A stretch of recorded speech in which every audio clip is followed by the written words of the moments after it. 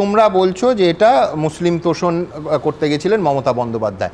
Exactly এইটা তৃণমূল কংগ্রেস যদি বলে যে মুসলমানদের, এই রাজ্যের মুসলমানদের গিয়ে তারা বলেন যে এই তো আপনাদের জন্য আমরা চেষ্টা করেছিলাম, কিন্তু দেখুন বিজেপি এবং অন্য সমস্ত শক্তি হাত মিলিয়ে নিল এবং আপনাদের স্বার্থ তৃণমূল কংগ্রেসকে রক্ষা করতে দিল না। আমি বলছি এই যুক্তির কি তুমি ইয়ে বলবে? তোমাদের জন্য দুটো হিস্ট্রি আছে, দুটো হিস্ট্রি আছে, দুটো আছে, দুটো একটু টাইম লাগবে সুমন্ত।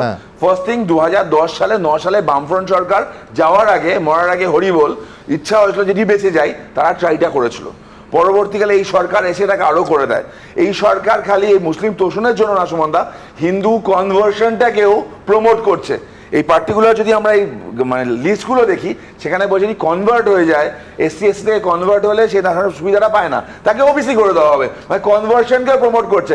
আস্তে আস্তে পশ্চিমবঙ্গকে যেমন কাশ্মীর থেকে হিন্দু তাড়ানো হয়েছিল, পশ্চিমবঙ্গকে হিন্দু শূন্য করার একটা সুনির্দিষ্ট চাল চট্টোপাধ্যায় রাজনীতিটাকে নিয়ে যাচ্ছে কি করে হিন্দু আর মুসলমানে ভাগ করা যায়। বাংলার রাজনীতিতে এটা কোনোদিন ছিল না। আপনি বললো সবকা সাথ সবকা বিকাশ, আর ইলেকশনে হেরে গিয়ে লোকসভার পরে বলছে হাম লোগ উসকো সাথ जो हम लोग को साथ है। এটা শুভেন্দু বলেনি।